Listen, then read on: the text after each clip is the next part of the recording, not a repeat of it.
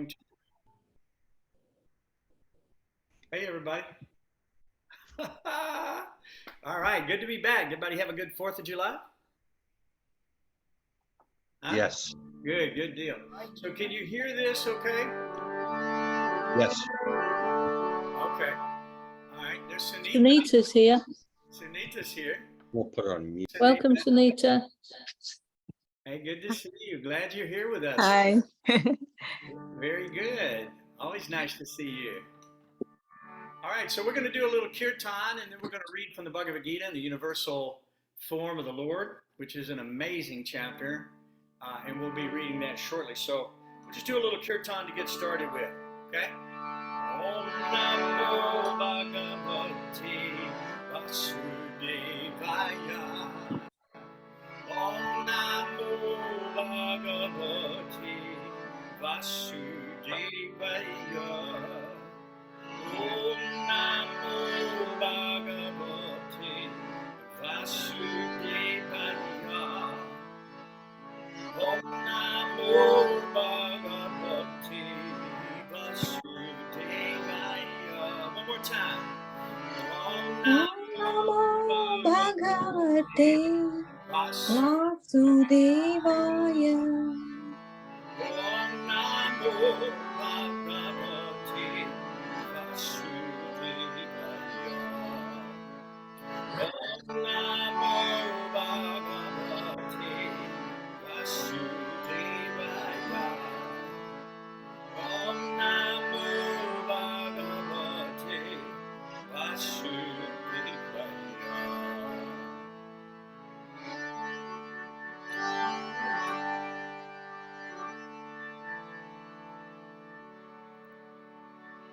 Okay, so this universal form chapter is a continuation of the opulence of the absolute and all that. Krishna is describing how you can recognize Krishna within the material world. And he even goes so far to show a form that had never been shown before. Prabhupada said it's a temporary form, the universal form. There's the Virata Rupa. The Virata Rupa is this gigantic universal existence with all these universes and everything. But the universal form itself had never been shown before. Krishna showed it to Arjuna, and at the end of the universal form, where Krishna expanded, Arjuna could see unlimited eyes, mouths, teeth, bellies, everything unlimitedly expanded. At the end, Arjuna asked Krishna to assume his original form. So Krishna then took the 4-armed form of Narayan and then the 2-armed form, which is so very, very dear to the devotees, the 3-fold bending form of Shyam Sundar. So when Arjuna saw that, he was very, very pleased. So we'll go over that again in detail. But there was another time that you might remember where Krishna appeared first in his 4-armed form and then in his 2-armed form. And when was that? Anybody say when that happened? Bhagavati, do you know when that happened? When he appeared in his 4-arm form. Yep, he did. When else did he do it? He did it during the universal form, and he also did it at another time. Do you remember what that time was? When he goes to Hastinapuram for making some compromising, with the Kauravas, so that there would not be any war needed. So the Kauravas did not agree for that, and then the evil guy Duryodhana tries to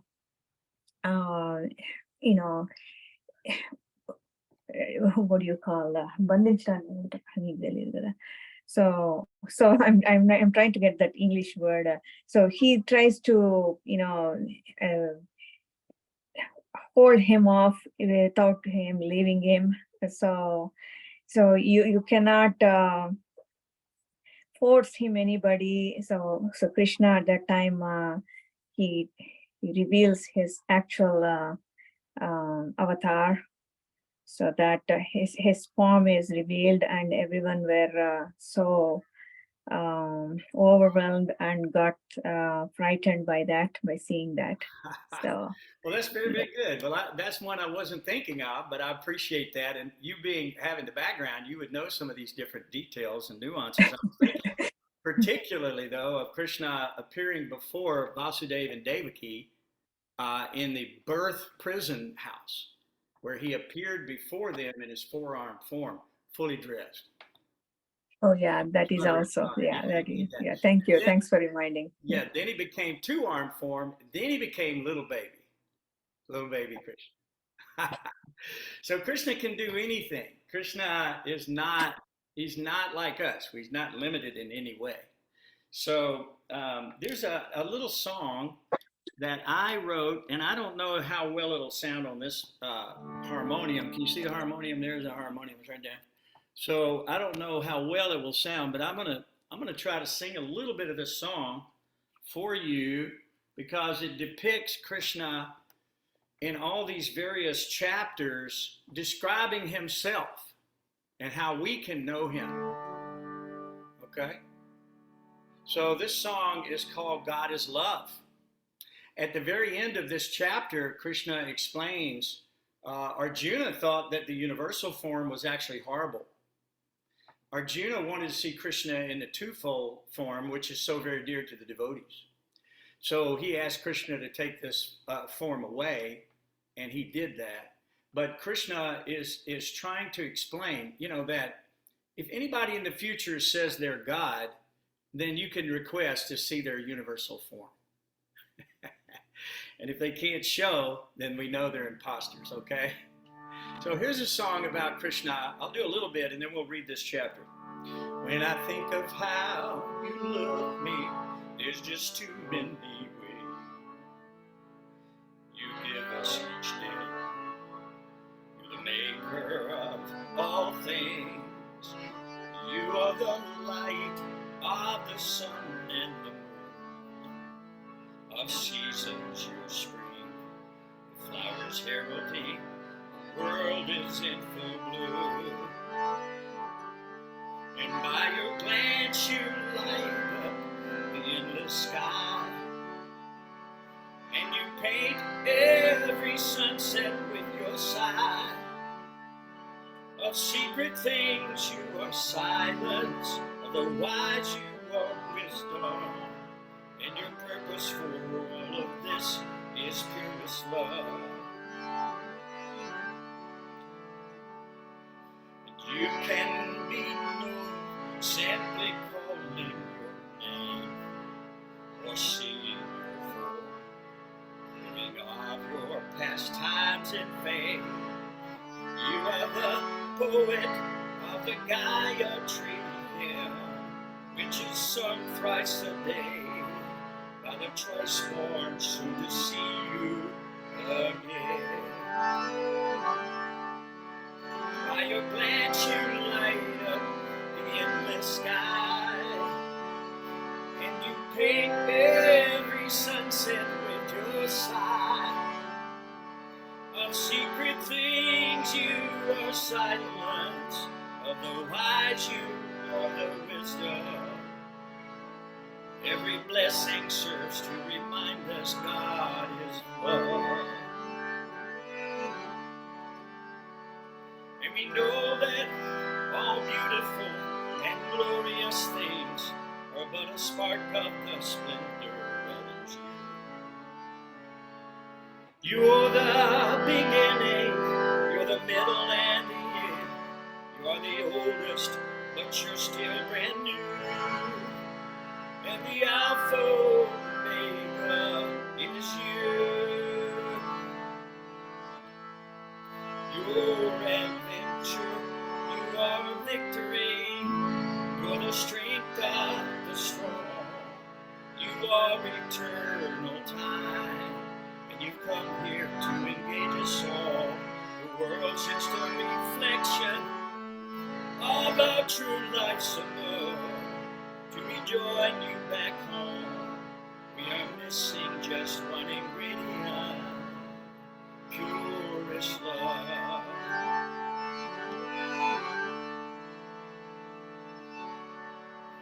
Hare Krishna,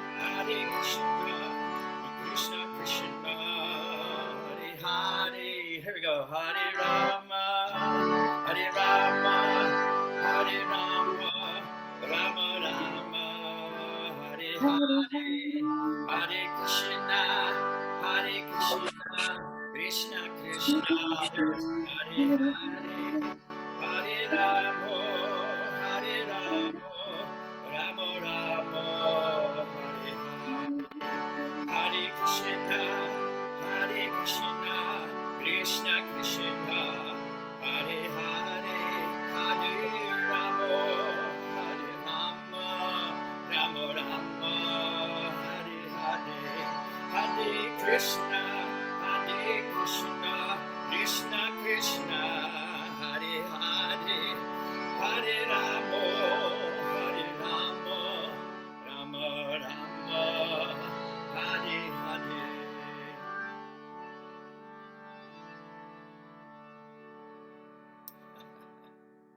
Haribo. Hari Om. That was so nice. Thank you. So those words are all out of Bhagavad-gītā primarily because they discuss how Krishna has presented himself to Arjuna, either in the opulence of the absolute or attaining the supreme chapter. Krishna talks about these things actually all throughout Bhagavad-gītā, how a person can become Krishna conscious by seeing God in everything, everywhere, at all times. So Krishna is very, very good about that. Now, in the universal form, he talks about a lot of personalities and stuff and principalities that you may or may not know if you're not from India. If you are, you may know some of these. So as we read through, there'll be some personalities that you can hear about. But in this song, when we think about how God loves us, there's really just too many ways to count. There's no ways that you can't sit and count all the ways that God has provided for you. You know, he gives us each day, actually, because without God, there is no days. Without God, there's no existence. Without Krishna, there could be no life. Krishna is the life of all life. So it's like the eye of God is the sun and the moon. So without the sun, then the world is dark, cold, and everything is dead. So when Krishna glances upon this world through the eye of the sun, everything becomes enlivened. That's why we chant the Gayatri mantra, which is also mentioned in that song of poetry. He's the Gayatri hymn, sung thrice a day by the twice born, soon to see Krishna again. So in these songs, there are words like that that we can take inspiration from and kind of direction from too. And that song, it will be recorded, and I'll be sure you guys get a copy of that. Okay, Rangavati will make sure. She's pretty good at stuff like that. That's the one that you sent me. No, this is one you've never heard. Oh, you're going to have to send it then, and then I'll add some nice pictures. I have to record it. I've not recorded that. All right. So universal form. Om Namo Bhagavate Vasudevaya. Om Namo Bhagavate Vasudevaya. Om Namo Bhagavate Vasudevaya. Jai Shri Krishna. Okay, so the universal form, I'll read a little bit and then we'll pass this around, okay? So Arjuna said, by my hearing the instructions you have kindly given me about these most confidential spiritual subjects, my illusion has now been dispelled. So this is the part of the Bhagavad-gītā we kind of waiting for, right? Because all along Arjuna's been a little bewildered. He's been confused about his duty. He's suffering due to various miserly weaknesses for the material world, for compassion, for humanity, for humanitarianism, like that. But that is not Krishna's purpose. So he'll explain his purpose as we go along. And now that Krishna has given him these instructions, his illusion has been dispelled. So we can also expect our illusion to be dispelled, can't we? We read Bhagavad-gītā regularly and we study together. Our illusion will also be dispelled. So, O lotus-eyed one, I have heard from you in detail about the appearance and disappearance of every living entity and have realized your inexhaustible glories. O greatest of all personalities, O supreme form, though I see you here before me in your actual position, as you have described yourself, I wish to see how you have entered into this cosmic manifestation. I want to see that form of yours. So Arjuna was curious, wasn't he? He wanted to see how Krishna had entered into the universal form. So he requested this special boon from the Lord. So he says, if you think that I am able to behold your cosmic form, O my Lord, O master of all mystic power, then kindly show me that unlimited universal self. So in text 5, Krishna starts describing, explaining to Arjuna about the universal form. And he says, the Supreme Personality of Godhead said, my dear Arjuna, O son of Pritha, see how now my opulences, hundreds of thousands of very divine and multicolored forms, O best of the Bhartas, see here the different manifestations of Adityas, Vasus, Rudras, Ashvini Kumaras, and all of the other demigods. Behold the many wonderful things which no one has ever seen or heard before. O Arjuna, whatever you wish to see, behold it once in this body of mine. This universal form can show you whatever you now desire to see and whatever you may want to see in the future. Everything moving and non-moving is here completely in one place. But you cannot see me with your present eyes. Therefore, I give you divine eyes. Behold my mystic opulences. So that's our condition. We're born in the darkness of ignorance, blind. Om Jnanatimbaranda Shagananjana Salakaya Chakshuru Militanyana Tasmai Sri Guruve Namaha. So the Guru comes, brings us the torchlight of knowledge. Arjuna's spiritual master is Krishna. So he's brought the torchlight of knowledge. He's dispelled his illusion entirely. And he's about to show his universal form for the very first time. But he has to give Arjuna a special vision, special eyes to see this. So we are blind in the material world because we're blinded by the illusion of the material world. We think this is me, this is mine, this is for my enjoyment, this creation was put here, and I'm the Lord and Master of all that I survey, and that my job is to enjoy it to its fullest extent and exploit it completely for all of its resources. That's what we think about the material world. So that's the problem. We're blinded by this illusion of false ego, that me, mine, and ours, collectively. But none of this actually belongs to us, and Krishna is going to explain that to us in a minute. So he gives Arjuna the eyes to see. Now, Sanjaya, go ahead. Is there a question? Hey. All right. All right, so Sanjaya is actually a medium for Dhritarashtra and for what's happening on the battlefield. He was given the boon to be able to hear every word that was spoken and to communicate it to the blind Dhritarashtra, the king, who was in his palace. So as this was going on, there was a transcendental exchange of information. You know, there are great souls and sadhus called Kalagyanis. You know what that is? They see the past, they see the present, and they see the future. So there is all the mystic powers and siddhas and perfections that you could ever possibly want. And of course, all the people that are surrounding Krishna, the entourage that come to the material world when Krishna comes, they're all demigods, or they're all spiritual souls who are coming here as part of his entourage. The Lord never travels alone. He's got hundreds of millions of souls that travel with him to serve him in every possible conceivable fashion. And so when he came, I don't know if you remember the story, but when Brahma first approached Krishna there, he said, yes, immediately take birth among this dynasty so that you can share in these pastimes. So he asked all of those demigods and so forth to come down and be involved in the pastimes that were enacted in Vrindavan and Dwarka and Mathura. So here we go. So it says, Sanjaya said, O king, having spoken thus, the supreme lord of all mystic power, the personality of Godhead, displayed his universal form to Arjuna. I'm going to read a little bit more. There's a bunch of verses here, so there's plenty to go around. So Arjuna saw in that universal form unlimited mouths, unlimited eyes, unlimited wonderful visions. The form was decorated with many celestial ornaments and bore many divine upraised weapons. He wore celestial garments and garlands, and many divine scents were smeared all over his body.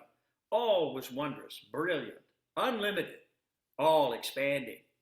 If hundreds of thousands of suns were to rise at once in the sky, their radiance might resemble the effulgence of the Supreme Person in that universal form. Try to imagine this.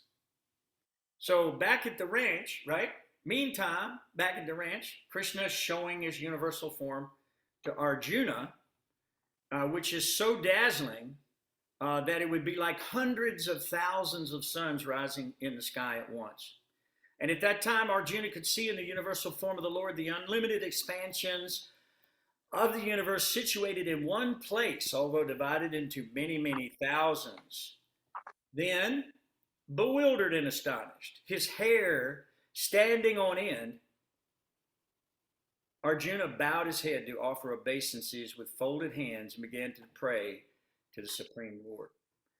So Arjuna has been through a lot of epiphanies, hasn't he? He's been through a lot of changes. He started out with the Bhagavad-gītā slipping from his sweaty palm, right? Mouth drying up, telling Krishna he would not fight, to being literally corrected by the Lord, and Arjuna then accepting the Lord as the spiritual master, and then they going then through karma yoga, jnana yoga, sankhya yoga. All of this is being described and now being shown the universal form of the Lord. Pretty amazing stuff. So we're able, through this dialogue, Arjuna and Krishna's dialogue, which was recorded through Sanjaya, we were able to experience more or less, or hear of the experience of Arjuna.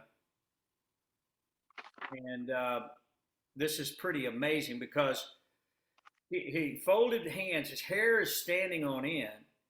Arjuna said, my dear Lord Krishna, I see assembled in your body all of the demigods and various other living entities. I see Brahma sitting on the lotus flower as well as Lord Shiva and all of the sages and the divine serpents. O Lord of the universe, O universal form, I see in your body many, many arms and bellies and mouths and eyes expanded everywhere without limit. I see you in you no end, no middle, and no beginning. So in the song we sang a minute ago, it says, you're the Alpha and Omega. You're the oldest, but you're still brand new. So this is it. So he didn't see any beginning, middle, or end. But if there was one, I mean, Krishna is all of that. But since Krishna is eternal, you're eternal, there is actually no beginning. So your form is difficult to see because of its glaring effulgence spreading on all sides like blazing fire or the immeasurable radiance of the sun. Yet I see this glowing form everywhere, adorned with various crowns, clubs, and discs.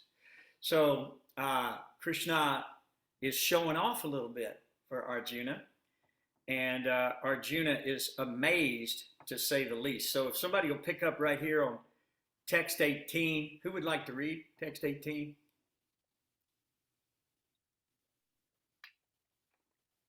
Anybody, any volunteers?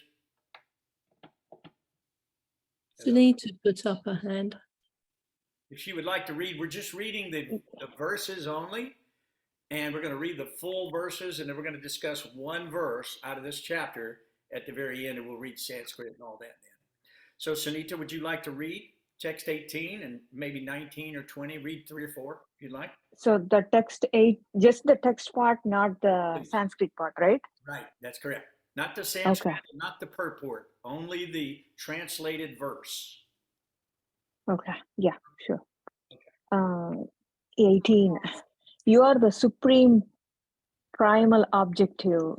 You are the ultimate resting place of all this universe. You are inexhaustible and you are the oldest.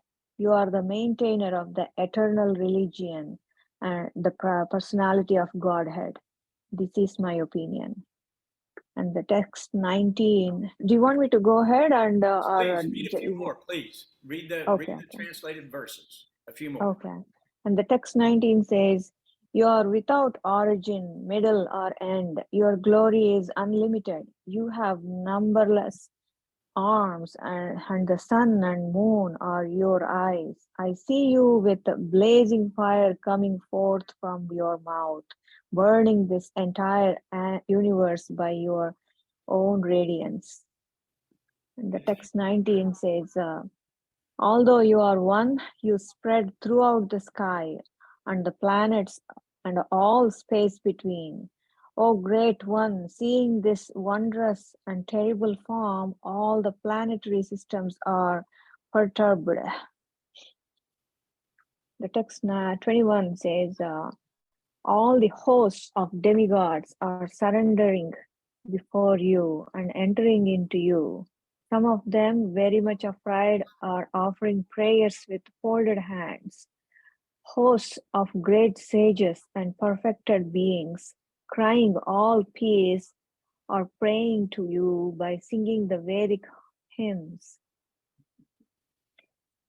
Let me know when to stop, or I can read it. Otherwise, if anybody would like to volunteer, they can take up. It's very good. Just do one more, please. Okay. Yeah, text 22 says, all the various manifestations of Lord Shiva, the Adityas, the Vasus, and the Sadhyas, and Visvadevas, the two Asvis, the Maruts, the forefathers, the Gandharvas, the Yakshas, the Asuras, and the perfected demigods are beholding you in wonder.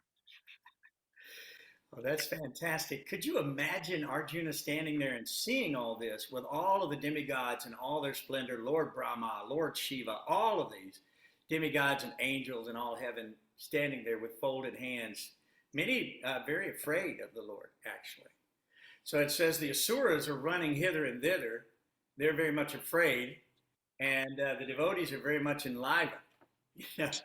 So that's an interesting thing. Arjuna says later, and all this is rightly done. So we'll be reading that in a moment. So anybody else like to pick up on text 23?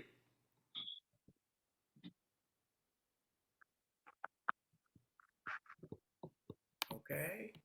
Anybody? Well, I will read. Okay, there you are, Susan. Hey, girl. Hi, yeah. All right, let's see. O mighty armed one, all the planets with their demigods are disturbed at seeing your many faces, eyes, arms, bellies, and legs, and your terrible teeth. And as they are disturbed, so am I. O all-pervading Vishnu, I can no longer maintain my equilibrium. Seeing your radiant colors fills the skies, and beholding your eyes and mouths, I am afraid. O Lord of lords, O refuge of the worlds, please be gracious to me. I cannot keep my balance seeing thus your blazing death-like faces and awful teeth in all directions. I am bewildered. All the sons of Dhritarashtra, along with their allied kings, and Bhisma, Drona, and Karna, and all our soldiers are rushing into your mouths, their heads smashed by your fearful teeth. I see that some are being crushed between your teeth as well. As the rivers flow into the sea, so all these great warriors enter your blazing mouths and perish. I see all people rushing with full speed into your mouths as moths dash into a blazing flame. O Vishnu, I see you devouring all people in your flaming mouths and covering the universe with your immeasurable rays, scorching the worlds, you are manifest. O Lord of Lords, so fierce of form, please tell me who you are. I offer my obeisances unto you. Please be gracious to me. I do not know what your mission is, and I desire to hear of it. And the blessed Lord said, Time I am, destroyer of the worlds, and I have come to engage all people, with the exception of you, the Pandavas. All the soldiers here on both sides will be slain. Therefore, get up and prepare to fight. After conquering your enemies, you will enjoy a flourishing kingdom. They are already put to death by my arrangement. And so you, O Sachin, forgive my pronunciation, can be but an instrument in the fight. Pass. Thank you.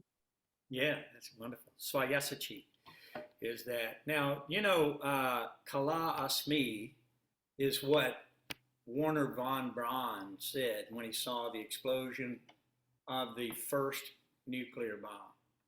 He quoted Krishna in that text, Time I am, the destroyer of all the worlds, and I've come to engage all peoples. So Kala Ashmi, that's Krishna. Krishna is the time factor. So no one can escape the time factor, can they? All of us. It's imperceivable. I mean, that little hand is moving. You can't see it. When you look away and come back, it's already moved. This is the way the life works. And Prabhupada had recommended that no one try to cheat Krishna by thinking that, oh, well, I can remember Krishna at the time of death. That's the instruction, right? Whatever you remember at the time of death, that you shall surely attain, Krishna says in Bhagavad-gītā. So people think, well, then I'll just go ahead and do whatever I want to until the last minute, and surely I'll be able to remember the Lord. But Prabhupada said in a purport that it's not possible to do that because your life is a collection of thoughts. And so when you pass away, we've heard it before, where all of your thoughts, your life passes before you, right before your very eyes. So whatever you've been involved in primarily is what will pass before your eyes, and that'll be your remembrances. So that's why we chant Hare Krishna 26,000 times a day, the name of God. Because we are literally trembling like the demigods, because we don't want to come back to this dangerous material world of birth, death, old age, and disease and suffering, where we don't know our future. There's no guarantee for your future. The only actual guarantee for your future is when you completely surrender to Krishna, because he describes in the Bhagavad-gītā that just abandon all varieties of religion, surrender to me, I'll protect you, do not fear. So the only safe place that you have is under the protection of Krishna. He's in charge of everything, created everything, can do anything he wants to. And so if you become dear to the Lord, just like it said in the previous chapter, it said Krishna is not partial to anyone, but if someone acts as a friend to him, he's a friend in them. I mean, why not be friends with Krishna? Why not be a friend with Krishna? Some people prefer to be an enemy of Krishna's, and they end up being killed by Krishna and liberated that way. But we like favorable devotional service. So because Krishna is time, and he's come to destroy all people, he had already decided that everyone on the battlefield was going to die, except for the exception of the Pandavas. All soldiers were to be slain. So this was already decided by the Lord, and that was the reason for his mission. What was the reason Krishna described earlier in the Bhagavad-gītā? He says, Paritranaya sadhanam vinashaya chaduskritam. Okay? So he says, Sambhavami yuge yuge. So I come again and again and again and again and again and again. I incarnate to annihilate the miscreants. Duskritam. To reestablish the sadhana, the devotees of the Lord. Yada yada hi dharmasya glanir bhavati bharata. These are very famous verses in Bhagavad-gītā. You should learn these verses, very important. And we understand why God is coming over and over again. So he came to destroy these armies. And Arjuna can be but an instrument in the actual fight. They've already been put to death by his arrangement, Krishna says. So somebody pick up on that verse if you don't mind. That's the... which one did you finish, Susan? I think it was 33 or 32. Oh, you read 32. We're ready on 34. Oh, you're on 34? We're ready for 34. Oh, we're ready for 34. Okay. Yes. So if somebody would like to pick up 34, please. I will, if no one else wants to. Well, go for it. Everybody wants to, but you've got ahead of them. So you're grab it, girl. Drona, Bhishma, Jayadratha, Karna, and the other great warriors have already been destroyed by me. Therefore, kill them and do not be disturbed. Simply fight, and you will vanquish your enemies in battle. Sanjaya said to Dhritarashtra, O king, after hearing these words from the Supreme Personality of Godhead, the trembling Arjuna offered obeisances with folded hands again and again. He fearfully spoke to Lord Krishna in a faltering voice as follows. We would all be scared, wouldn't we? You better know it. Standing before Just the trying to imagine this, because, I mean, we can see our planets and things in our solar system, but we can't see into the other galaxies except big high-powered telescopes, and they're trying to see into the universe, and the universe is just so astronomical in size, the astronomers can't figure out how big it is, and yet Krishna is there in this huge form dominating the universe. He is bigger than Lord Nrsimhadev. Yes, that's correct. Arjuna said, O master of the senses, the world becomes joyful upon hearing your name, and thus everyone becomes attached to you. Although the perfected beings offer you their respectful homage, the demons are afraid and they flee here and there. All this is rightly done. O great one, greater even than Brahma, you are the original creator. Why then should they not offer their respectful obeisances unto you? O limitless one, God of gods, refuge of the universe, you are the invincible source of the cause of all causes, transcendental to this material manifestation. You are the original personality of Godhead, the oldest, the ultimate sanctuary of this manifested cosmic world. You are the knower of everything, and you are all that is knowable. You are the supreme refuge above the material modes, O limitless form. This whole cosmic manifestation is pervaded by you. Should I continue? Unless anybody else wants to, you're welcome to. I'll read for a minute. All right. We got to talk to the hand because there is no person there. There's the hand. Okay. Can't hold a phone and talk, you know. There you go. Number 39. Yes. You are air. You are the supreme controller. You are fire. You are water. You are the moon. You are Brahma, the first living creature, and you are the great grandfather. I therefore offer my respectful obeisances unto you 1,000 times, and again and yet again.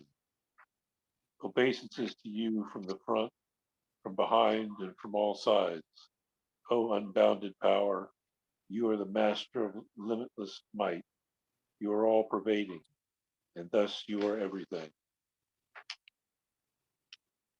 Thinking of you as my friend, I have rashly addressed you, O Krishna, O Yadava, O my friend, not knowing your glories. Please forgive whatever I may have done in madness or in love. I have dishonored you many times, jesting as we relaxed, lay on the same bed, or sat and ate together, sometimes alone and sometimes in front of many friends. O infallible one, please excuse me for all my offenses.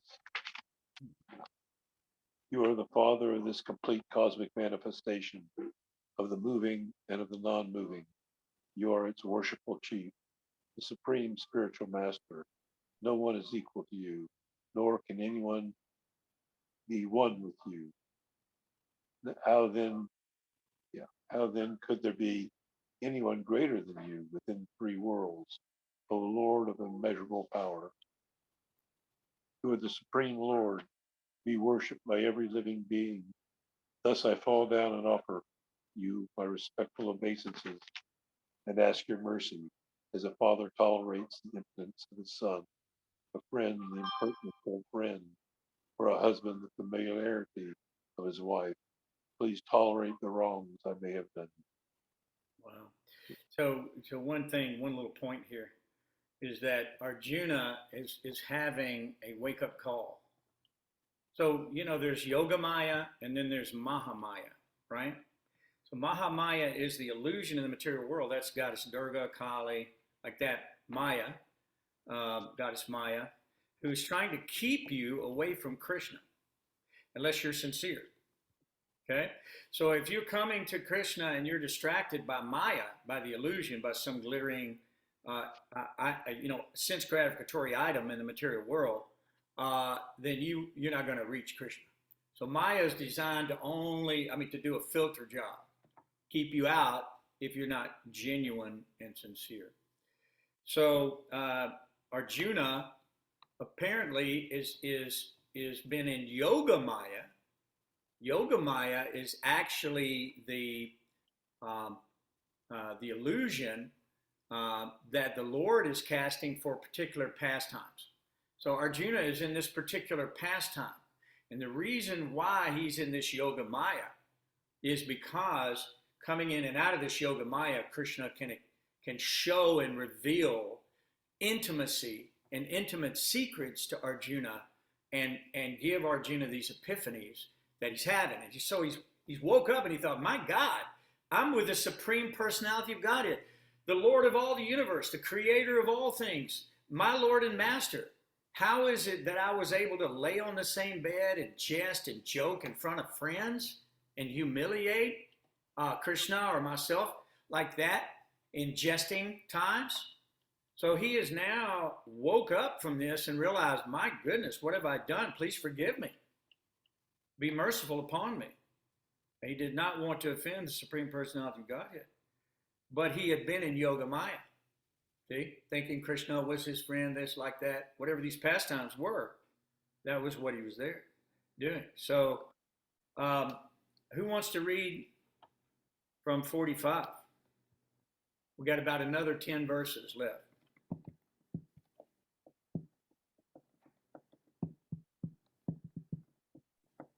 I can read. Okay. Can you guys hear me well?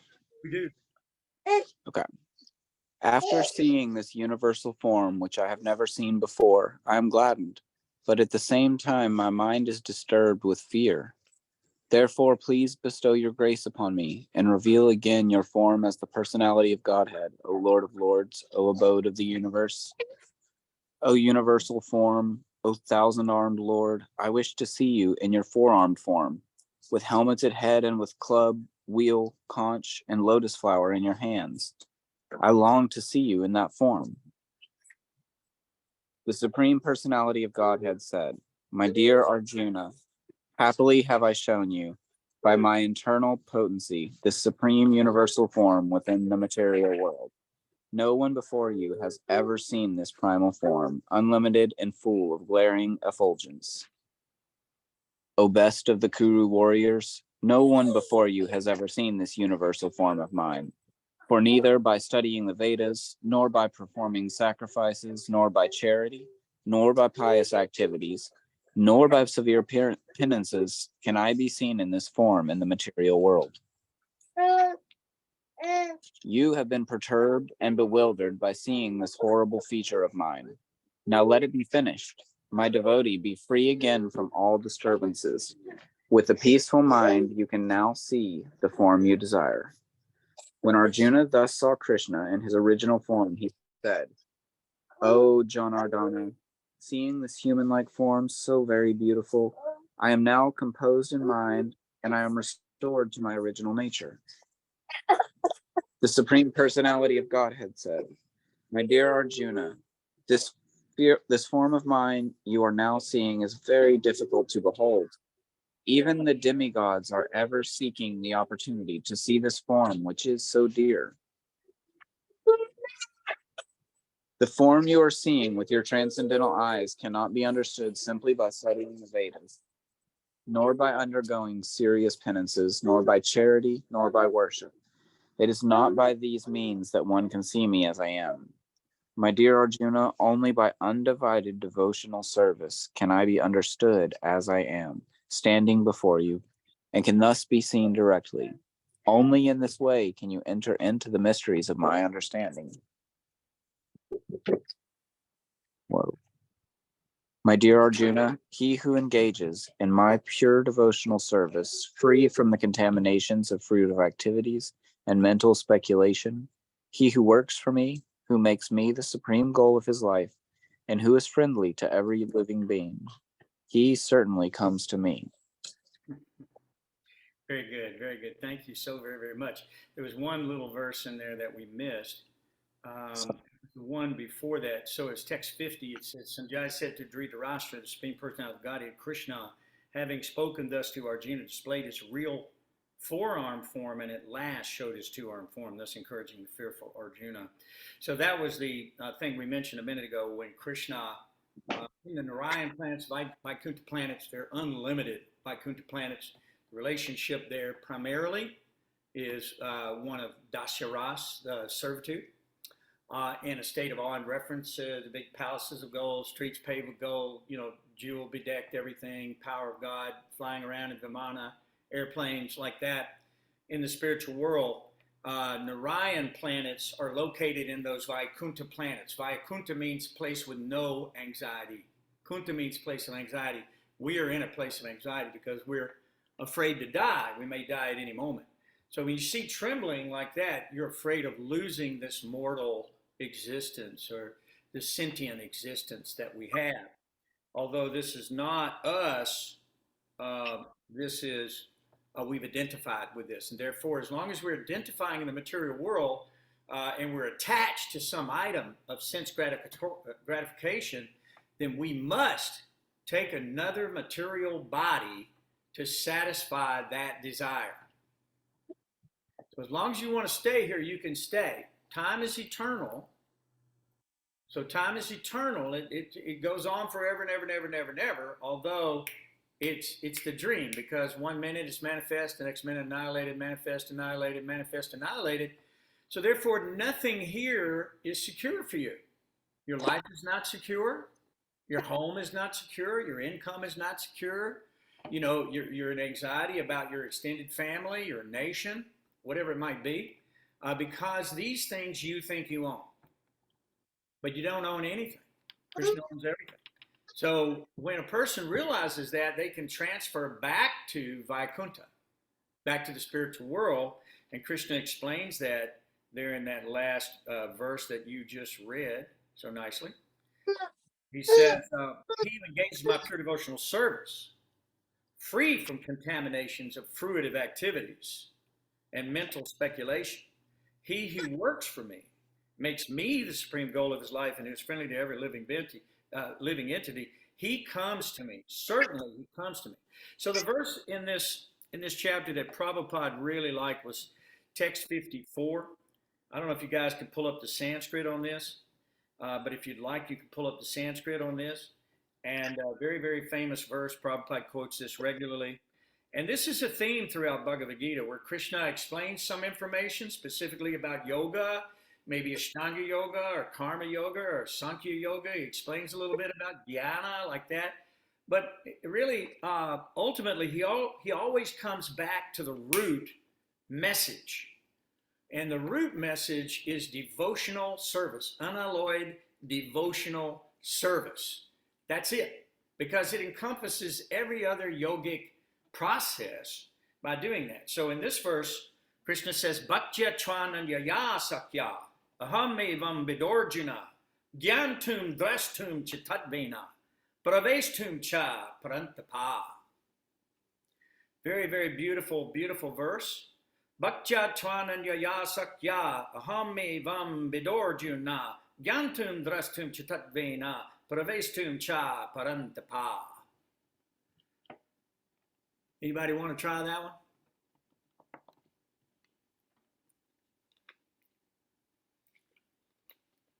Anybody? I'll try first, and then I'm sure Susan will go because she does it so nicely as Yeah, well. you can sing it too. If you want to sing, you can sing it. Bhaktya tva ananya sakya aham evam vido arjun natum drashtum cha tat vina pravitstum cha prapatapa. Very good. Very good. Anybody else? Susan, you want to try it? Try would be the correct word. That's good. That's what we're here to do. Bhaktya tva ananyaya sakya aham evam vidyo Arjuna yanantum drastyam cha tatvana praveshtum cha parantapa. Very, very good. That's really good. So what they do in Sanskrit, sometimes it goes, one word goes into the other. So when you go aham evang, that dot over the M is kind of vidor. So it goes like vidor juna. See what I'm saying? So it just runs right into the new word vidor juna. Gyantum. So Jna, gyantum, drastum, chitadvena. Okay, anybody else? Good job, Sue. Anybody else? Sunita, she Sunita, did you need to it do so this. nice. She's our Sanskrit Yeah, scholar. sure. Yeah, please. No. Bhaktya tva ananyaya sakya aham evam vidorjuna jnatum drashtum cha tattvena praveshtum cha parantapa. That's really good. Yeah, I love that. You know, when you put it to the music, Bhakti-tananya sakya aham evam vidorjuna. I love that. That's very, very good. There's so many different melodies and meters in Sanskrit. All right, very, very good. Anybody else? If nobody else, then I'm going to do the word for word. Is anybody else? Hey, Gayatri. Haribo, you want to try it? This is not, I am not going to try that, but I just wanted to, you guys might find this interesting. It related to what you said earlier about Robert Oppenheimer. Yeah. And I have a direct quote from him. Like as soon as, the culmination of the Manhattan Project ended in New Mexico, which you were at earlier. I went there. Yeah. Actually, I went to see that. I was just cool. there like 3 days ago. Like Alamogordo or whatever. Yeah. And so when they did the explosion and it worked, and of course it was an atomic explosion. So it's like, whoa, no one had ever seen that before. Right. But Oppenheimer wrote, he said, "We knew the world would not be the same. A few people laughed, a few people cried. Most people were silent. I remember the line from the Hindu scripture, the Bhagavad-gītā. Vishnu is trying to persuade the prince, which I guess you first Arjuna there, that he should do his duty, and to impress him, takes on the multi-armed form and says, 'Now I'm become death, the destroyer of worlds.' I suppose we all thought that at that moment, one way or another. So it must have been people sensing that universal form in some respects." Well, what it was just so dramatic that it was so much larger than anything. They knew that it was beyond their control.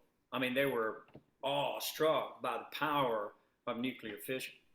And the Brahmastra weapon, there are mantras that you can chant that cause the Brahmastra weapon to go off. I mean, and they can control that weapon actually and send it to just one person and then retract it. Wow. So that Brahmastra weapon is well known in the Vedas. And if you read Srimad Bhagavatam and some of the Puranas, you'll see that the Brahmastra weapon was used not very frequently, but it was used a few times actually. Wow. So yeah, so that was very good. Thank you for reading that, Drew, because that was what I was quoting. So Krishna says, "Bhaktya," by devotional service, "to," but "ananya," without being mixed with fruitive activities or speculative knowledge. "Sakya," possible. "Aham," I. "Evam vida," like this. "Arjuna," O Arjuna. "Gyantum," to know. "Drastum," to see. "Cha," and. "Tatvena," in fact. "Praveshtum," to enter into. "Cha," also. "Paramtapa," O subduer of the enemy. Translation: My dear Arjuna, Only by undivided devotional service can I be understood as I am, standing before you, and can thus be seen directly. Only in this way can you enter into the mysteries of my understanding. So I think that's pretty clear. Would somebody read that translation again for me, please? I have a question. Okay. So does that mean that if you are purely devotional to him, then you'll see him in this lifetime or after you die? Well, that's not for me to answer, but Krishna can appear before you at any time, any moment, any place. Actually, Krishna is appearing before you right now. I mean, everything that you see is Krishna. It just described that in this previous verse. And the idea is that life itself is creation of Krishna's.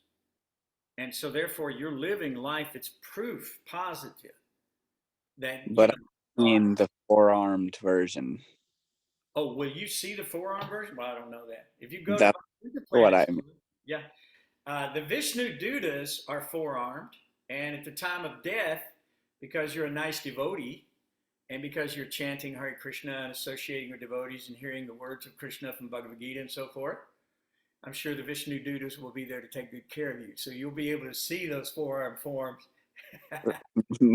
not too long in the future. Okay. Okay, so all right, anybody would read this translation one more time, and then I'm going to go over the purport just slightly because we're going to be running out of time. Somebody else read that again, translation. My dear Arjuna, only by undivided devotional service can I be understood as I am, standing before you, and can thus be seen directly.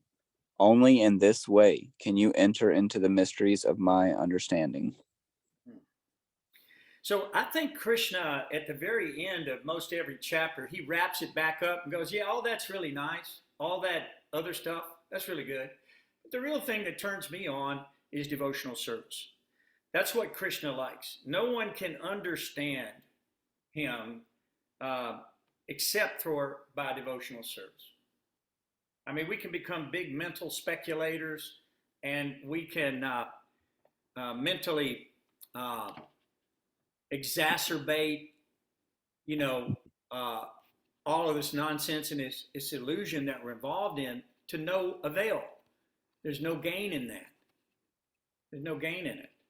So Krishna is not attracted to that. Your wealth does not attract Krishna. You couldn't be wealthy enough. Kuvera, the treasurer of the demigods, even Hiranyakashipu came and stole his airplane, robbed him. See what I'm saying? So your wealth doesn't turn Krishna on. Your knowledge or your ability, mental prowess, that's not what turns the Lord on. Your knowledge or book learning, whatever you may have, that doesn't really stimulate the Lord. But what does? Bhaktya. Bhaktya means by devotional service. Ananyaya. Ananyaya means to be without being mixed with fruitive activities or speculative knowledge. So bhaktya tvananyaya sakya. Okay? It is possible. Like this. If I'm Vidu, like this, it's possible to know Aham, to know Krishna. Gantum, to know. Drastum, to see. To know and to see Krishna. So pravestum, to enter into the mysteries of the Lord's understanding. So this is what Krishna prefers. Bhaktya and yasakya hamevam vidorjana yantum drastum chitadvina pravestum cha parantapa. The Lord wants you back. The Lord loves you. The Lord cannot be happy without you. Not really. And you cannot be happy without the Lord. And so at the end of each one of these beautiful chapters, Krishna reinstates that regularly. Okay? So really, it's all about the love, isn't it? So we say God is love. When I think of how you love me, there's just too many ways. You're the giver of days. You're the maker of all things. You are the light of the sun and the moon. Of seasons your spring with flowers, heralding the world is in full bloom. And by your glance, you light up the whole endless sky. You paint every sunset with your sigh. Of secret things, you are silence, and of the wise, you are the wisdom. Every blessing serves to remind us that God is love. Every blessing serves to remind us that God is love. So what is God attracted to? The very substance that he is, love. God is attracted to your love. He doesn't need your money, doesn't need your fame, doesn't need your power, doesn't need your home, doesn't need your wealth, doesn't need any of that. All he needs is a sincere offering of love. So if you make your life a sacrifice, a constant, perpetual, ongoing sacrifice, by remembering to connect everything you do, everything you see, everything you offer, and everything you give away as an offering unto Krishna, then you are liberated from karmic reaction. Krishna states that earlier in the Bhagavad-gītā. So it's simple, but we try to make it too hard. We make things very complex. We get all caught up in the schematics. That still sounds like a tall order. To love is the easiest. Constant, What is it?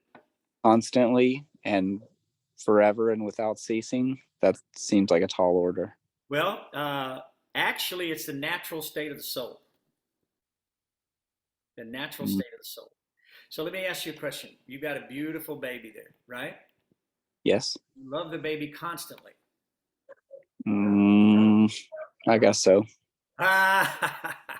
You better. You better. You better love that baby constantly.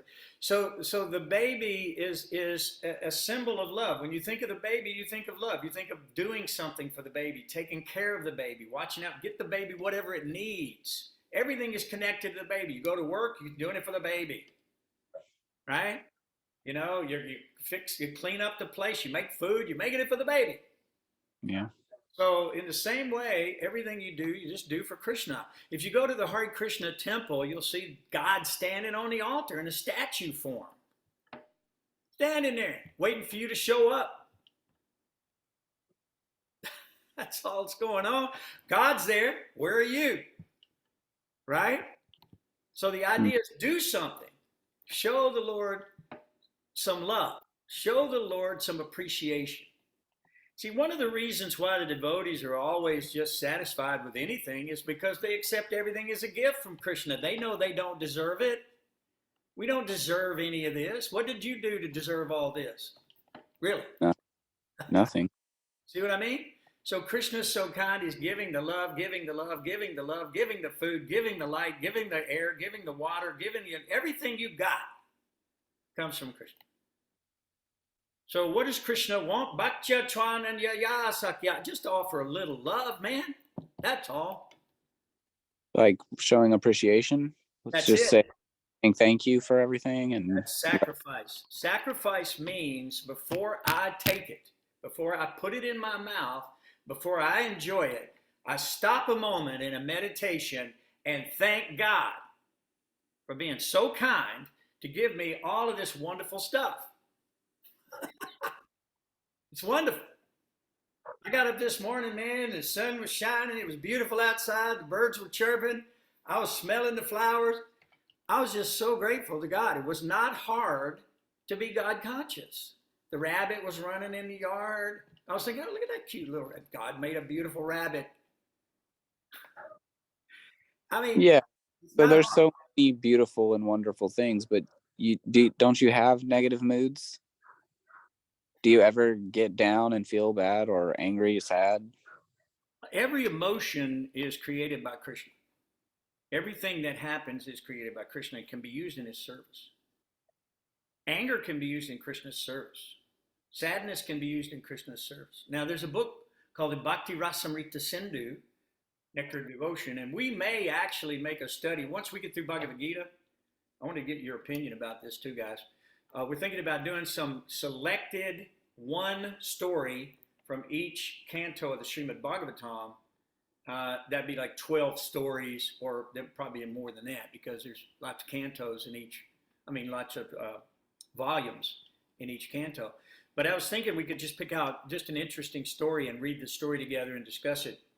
So think about that, everybody. And then also we could study Bhakti Rasamrita Sindhu. It's a more advanced study, but it talks about all of the emotions and all of the feelings and how they can be connected to God. So this is a science. This is not, just some sentimental religion. May I share? Yep, please. So also too, Krishna teaches in Bhagavad-gītā that our emotions are fleeting in nature, therefore we should be tolerant of them. And I mean, it's not easy when we have the difficult ones, but knowing that they won't last forever, that they're passing in nature, and therefore we learn to, just accept that that's part of it and become tolerant and know that they will pass. Yeah, Krishna specifically says, Matra sparsas dikonteya, shitosna sukadukada, agamapayano nityas, tangstatikshas sabarata, which means that one must tolerate heat, cold, happiness, distress, victory, defeat. All of these things are coming at us, like Susan's saying. So one has to be tolerant, knowing that the soul itself is completely separate from all of this stuff that's going on. These are the three modes of material nature interacting with your karma. Okay? And this is a field of activities and all that's going on in front of it. It's kind of like a big movie in a way, isn't it? Mm-hmm. You wake up and the movie of your life is playing, and you're there observing it. And the goal is to have an epiphany or two in the process. Mm. An epiphany starts a lot of things. Amala Bhakta Swami had an epiphany and went on a spiritual journey and search to India and brought him to Prabhupada. I know Radhanath Swami had a very similar experience, epiphany, that made him want to go to India.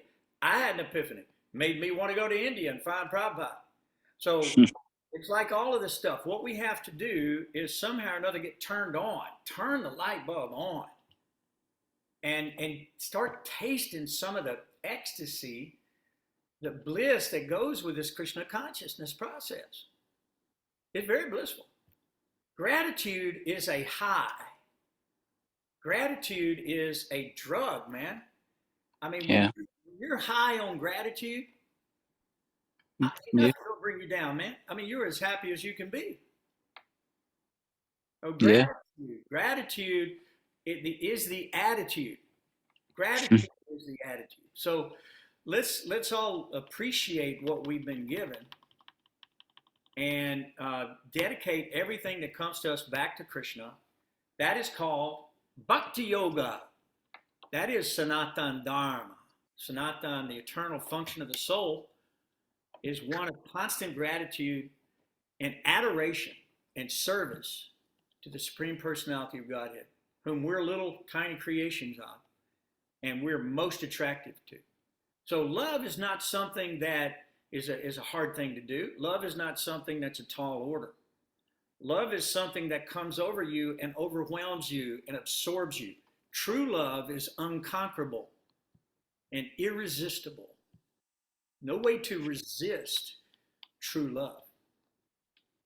So the idea is to become a true love for Krishna. Become Krishna's true love. And first of all, we have to start by saying, Dear Lord, we're sorry for being so offensive. That's what Arjuna did. Please forgive me for being an offensive rascal. I didn't know. But please reveal yourself to me. Give me eyes to see you, Lord, everywhere and in everything. Right? That's the idea. The ancient practice still remains. Recite his stories. Sing his names. It's just as vital now as it was in the ancient day. Krishna's adventures, they thrill our hearts and minds. They teach us Krishna's love divine. Krishna dances in each heart, where he becomes the king of your heart. So I'll leave you with that thought, and we'll pick it up next week Next week, the chapter, I believe, is called Devotional Service, if I'm not mistaken. Let's see. Let's see if my memory served me correctly. I don't know. You are correct. Oh, good. All right. So, devotional service. And that is the place that the universal form will bring us to, is to a state of devotional service. And Krishna has recommended that to Arjuna. So, guys, are there any final comments or questions or anything like that you want to add? Huh? Anything else anybody want to add? I was just thinking of Brock. Obviously, Brock and Hillary, you're sacrificing your lives in order to raise your nice children and raise them nicely. But we remember that Krishna has sent you these souls to take care of physically and also spiritually, to instruct them spiritually as well. And so when we think like that, we're then sacrificing our lives to take care of a special soul that Krishna has sent us to take care of. And so that is a devotional service, and it's a sacrifice of our time and love and energy. Absolutely. One of the best ways that you can become God conscious is by having children and raising them as pure devotees for the Lord. As a matter of fact, you should aspire to have hundreds of children like that. We have just enough. You got enough, huh? Yes. Well, there you go. So just enough is enough, right? Too much ice cream is too much, right? Yeah. So the basic thing I want you to remember is Krishna says in the last verse of this chapter that he who works for me,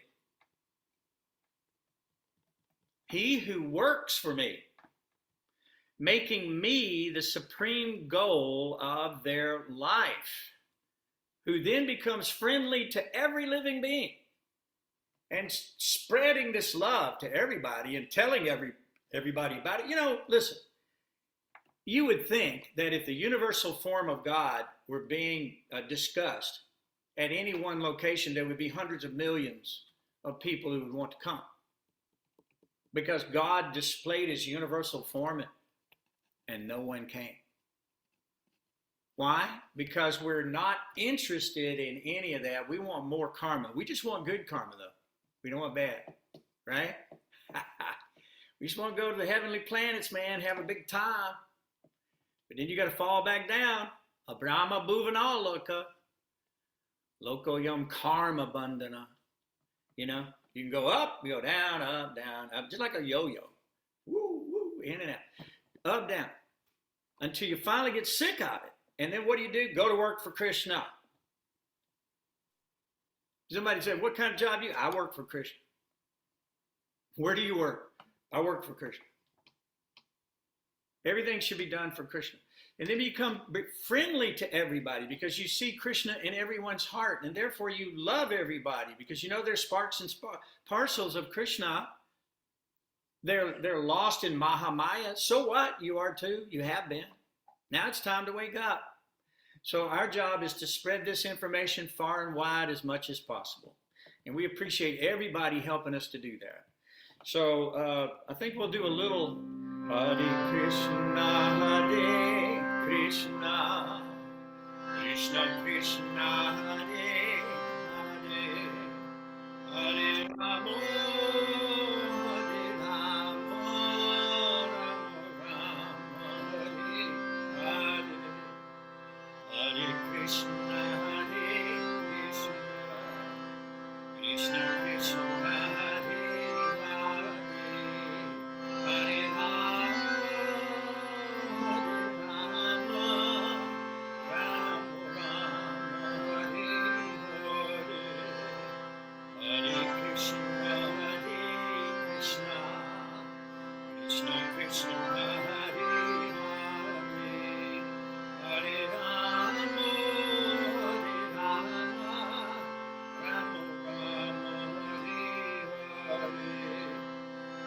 Hare Krishna,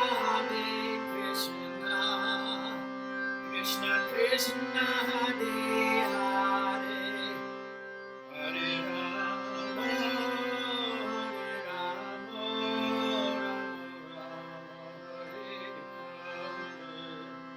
Hare Krishna, Krishna Krishna, Hare Hare, Hare Rama, Rama Rama, Hare Hare, Hare Krishna, Krishna Krishna, Hare Hare, Hare Rama, Rama Rama, Hare Hare.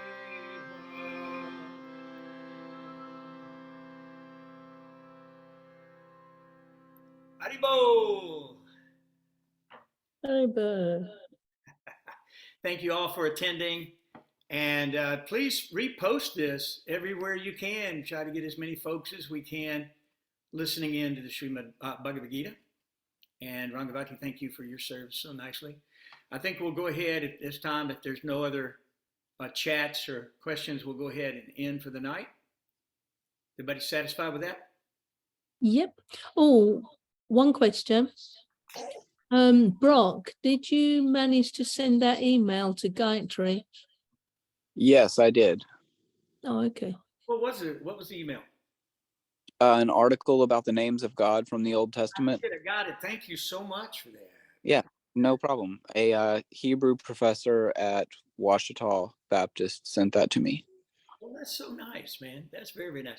Well, I appreciate that. That's some good research for a paper that I'm writing. So I'm grateful for that. The names of God are everything. They're everything.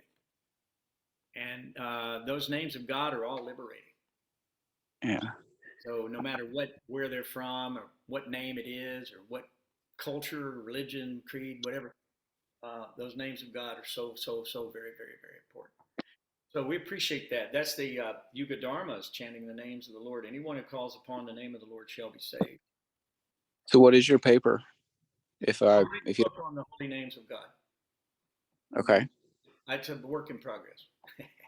Yeah, I imagine it's going to take a lot of research. But I'm doing it from all sides. I'm trying to go back in history, so I appreciate the research. I want to make it as complete as it can be. Are you going to get mythological gods also, or just supreme lords? Supreme Lord. Monotheistic gods? No, just the Supreme Lord, personality of Godhead. That's the Yuga Dharma, calling them God's name. Okay. So Okay, cool. guys, Very cool. Thank you so much. I'll be looking forward to seeing you next week. And I really, really appreciate, I hope you enjoyed the Universal Form as much as I did. It's a fabulous read. And I appreciate all your help. So guys, I'm going to go ahead and end the call. And I got one more thing I want to say to you. And I'd like you to repeat after me. Ready? Hare Krishna. Hare Hare- Krishna. Hare Krishna. Hare Krishna. Krishna Krishna. Krishna Krishna. Krishna. Hare Hare. Hare Hare- Hare. Hare Rama. Hare Hare- Rama. Hare Rama. Hare Rama. Rama Rama. Rama Rama. Rama. Hare Hare. Hare Hare- Hare. Haribo! Hare Oh. Haribo! Thank Hare you. Hare.